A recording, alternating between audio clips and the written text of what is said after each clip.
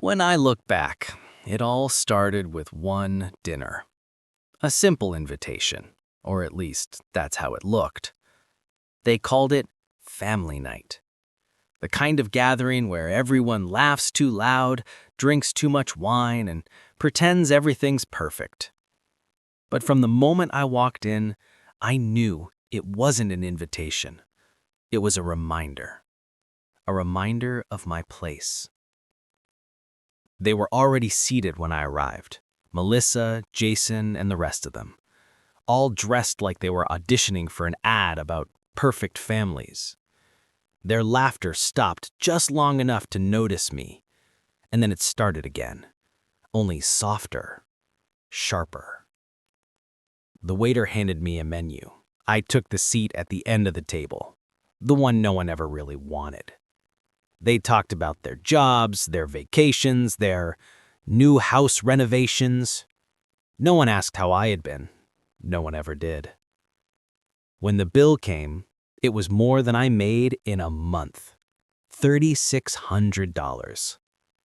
Jason smiled, lifted the leather folder, and said to the waiter, "Put it on the company card.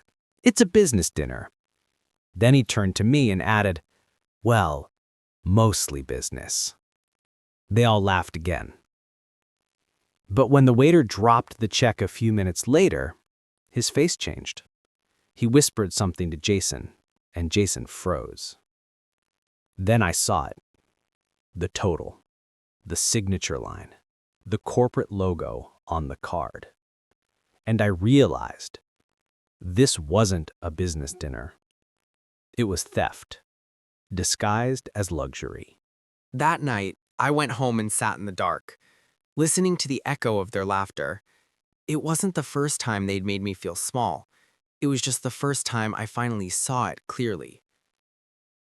I remembered birthdays, cookouts, how close we'd been before my father passed. Then came the fights over money, inheritance, who deserved what. After that, I became the poor cousin, the one with the average life, the one who worked too hard for too little.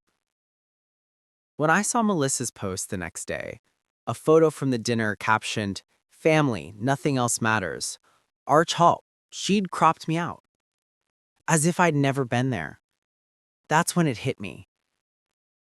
They hadn't forgotten me. They'd erased me. I stared at that photo for a long time and realized something cold and simple. They only respected power. And power wasn't about shouting. It was about precision. So I started planning. I remembered that the waiter had texted me the check image when I offered to split my share. That image, that innocent little screenshot, was all I needed to start unraveling their perfect world. The reservation had been charged to Jason's company card, a corporate account for client entertainment. Using it for personal family dinners, that wasn't just arrogance, it was fraud. I didn't move fast. Strategic revenge needs patience. For 3 weeks, I studied their posts, their transactions, their patterns. I found other charges, a hotel, a family weekend, all listed as client meetings. And with each discovery, my anger turned to clarity.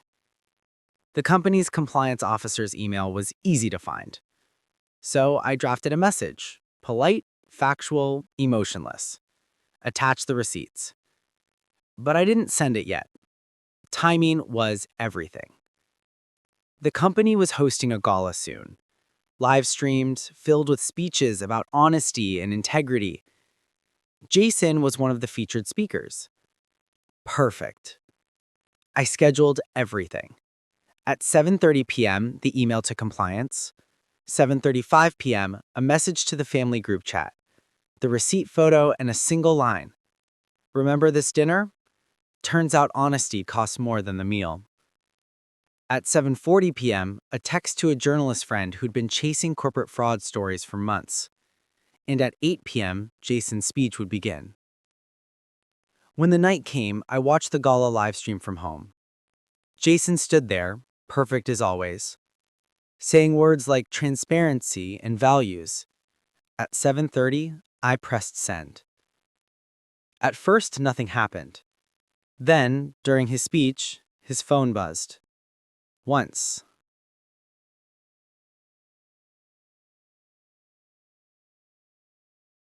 Twice.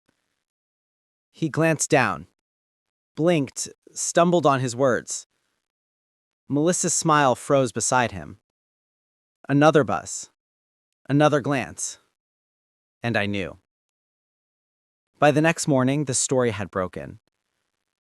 The company announced an investigation. The journalist published an article with the headline, "Executive Under Review for Corporate Expense Misuse." The proof was there. The bill, the dates, the photos. No accusations, just truth. And truth doesn't need defending. The family group chat erupted. Some demanded to know who had done it. Others stayed silent. Melissa called it a misunderstanding. Jason tried to explain, but you can't explain integrity away. Within days, the company placed him on leave. His polished image began to crumble. Melissa deleted her photos. The people who used to praise them stopped calling. And I stayed silent. No gloating, no boasting, just quiet. Because silence, this time, wasn't weakness. It was victory. Weeks later, Jason called me. His voice sounded older. He said, "I know it was you." He didn't threaten me. He didn't beg. He just said, "You did what you thought was right. Maybe it was." Then he hung up. Melissa sent a letter not long after, handwritten. "You always were the quiet one," she wrote. "The one we underestimated. You didn't just expose us, you reminded me what shame feels like." I folded the letter and kept it. Not because I forgave her, but because it was proof that truth can still reach people who tried to bury it. Life went quiet again. The noise, the drama, gone. But something had changed. I had changed. Revenge didn't make me bitter. It made me awake. It taught me that patience can be more powerful than anger, and that silence, when used right, can be the loudest voice in the room. Months later, I went back to that same restaurant, the same table. This time, I booked it myself. When the host asked how many were joining, I said, "Just one." The waiter recognized me. He smiled softly and said, "That table caused quite the stir last time." I smiled back. "Sometimes," I said, "stirring things up is the only way people learn who you are." I sat there, the same dish in front of me, but everything felt different. I didn't feel small anymore. I felt steady. People often say revenge is fire, but I know now it's ice. It doesn't rage. It freezes the lies until they crack.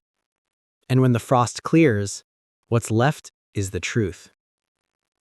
They got what they deserved, not because I wanted to hurt them, but because the truth demanded it. And I, finally, got my peace.